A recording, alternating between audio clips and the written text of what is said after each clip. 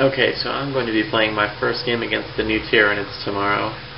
I guess it's really technically today, so I'm just going to kind of give you my my sort of first impressions of the new Codex before I actually fight them, and then I'll give you a second impression after I've actually faced them. One thing I know I'm probably going to be facing is the Turvagon. At its point cost, it seems very like it could be potentially very good unit, especially seeing as you can take them as HQs or troops, up to 3 as troops depending on what else you take. So that by itself, having a monstrous creature that can be a troop is absurd. Just sit on an objective.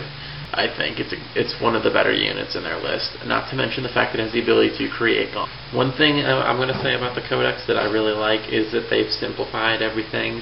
The upgrades don't change all of its abilities and that. You can still get the ones that change its stats, but the weapons aren't based on its stats anymore.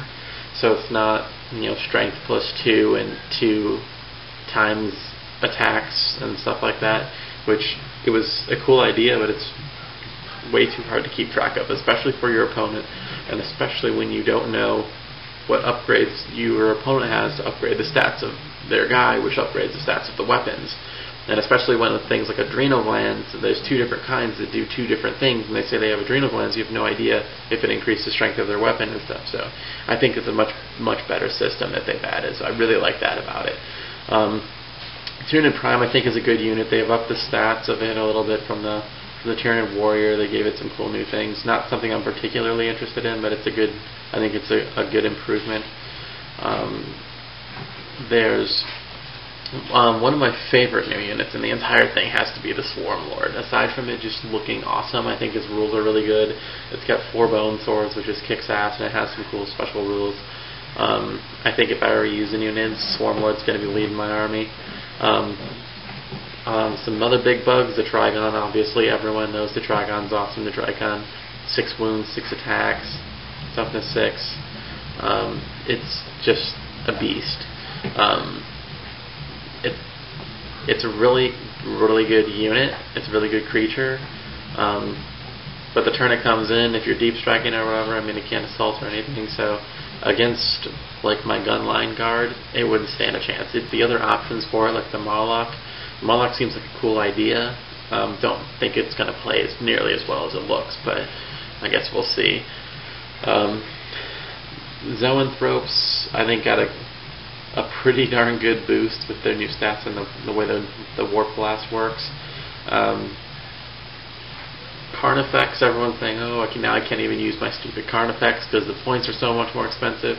Well, honestly, do you think 115 points for a Carnifex before was fair? Because I don't. 115 points. Terrible unit in the army list that everyone, online it seems like everyone's like on one side or the other. There's no in between. Like, I might use it. Is the Pyrovore. It's basically just a heavy flamer or a twin-linked flamer or something stupid. It's just stupid. 45 points for something that is essentially worthless. The way the model looks, when I first saw the model, I'm like, sweet, it's like hunched back, it's got this huge cannon with like giant vein tubes coming out of it and going back into its back, and it's like bracing itself. So I'm thinking, sweet, this is going to be some sort of like a Biovore, but shooting like barrages or something, like a Basilisk. No. It's a heavy flamer or a twin-link flamer or some nonsense. So everyone's like, oh, well, you can, drop it in with the spores and bring them out. Well, that's if the spores don't scatter, and it's just worthless in my opinion. Some of the other big bugs just don't really seem really useful. The Tyrannifex comes to mind. It has its uses, but I don't think you're going to see it in a lot of competitive lists. I really do like the new Spore, Mycetic Spore, or whatever they added. It's basically a drop pod. I think that was a really good idea. It's scary to have Carnifex coming in via those. The new Gene Stealers, the Jarl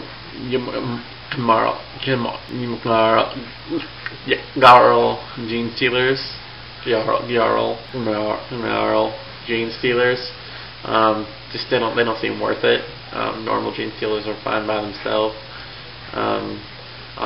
When I first saw the new codex, one of the first things that I really noticed was Hormagaunts are down to 6 points, which I was like, what were they thinking? Holy crap!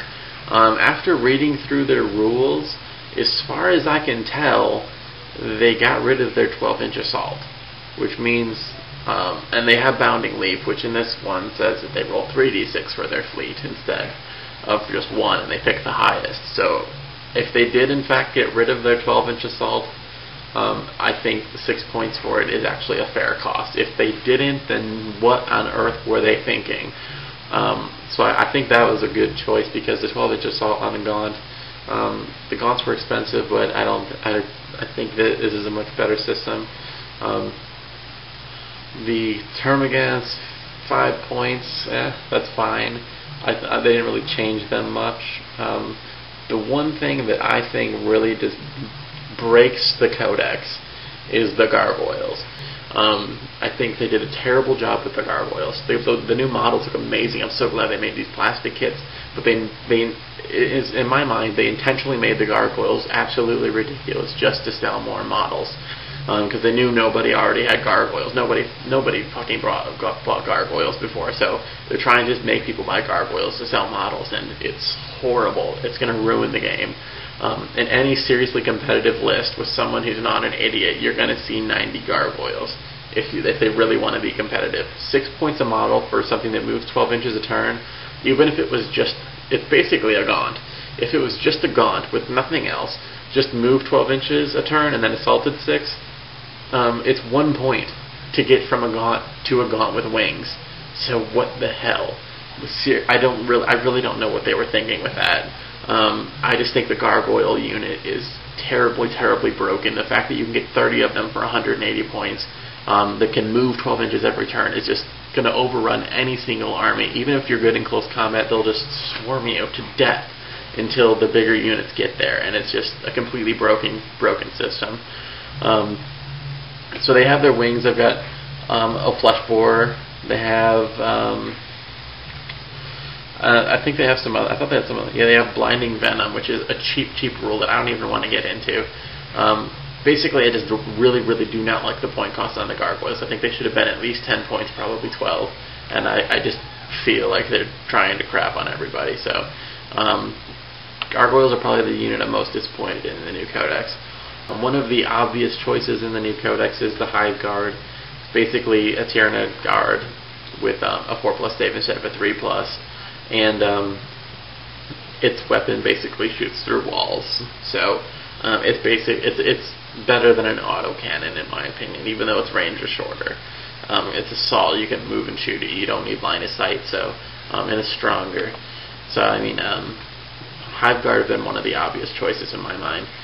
Venom Thropes are kind of cool, especially when running with lots of Gaunts, giving them cover saves. Another big change they've done is they finally got rid of this stupid thing that I've been complaining about the entire past Tyranid Codex, which is if you were in Synapse, then among other things, like being fearless and that kind of junk, you were also immune to instant death, which to me makes no sense whatsoever. How is it that when a basilisk shell hits you in the forehead and there's just goo, there's nothing left of you, all vaporized? Well, because the hive mind was in there convincing you not to die, you're suddenly okay. No. Synapse making you immune to instant death, I think, was one of the absolute dumbest things in the last Codex, and they got rid of it in this one, which I was so happy to see. But that's a trade-off. Things like Warriors, Raveners, Lictors now have 3 wounds instead of 2, which I think is a really good compromise, because otherwise they would just be too flimsy. So I can still instant kill a whole squad of Warriors with my Basilisk or my Layman Russ, but if I'm shooting at it with normal infantry weapons, it's going to take a lot longer to gun them down. So I think that was a really good compromise. Lictors don't really seem really awesome anymore. You can't assault with them the turn they come in. You don't have to scatter them in terrain anymore. You just put them like 1 inch away from somebody, basically like Marbo. But you can't assault with them the turn they come in. So yeah, I'm just going to kill them. That's basically all the things I'm going to go over for now. Everything else I can tell you about after I've played a game against them. So let me know what you guys think. If you hate the new Gargoyles point cost. Yeah, that's basically all I've got for right now.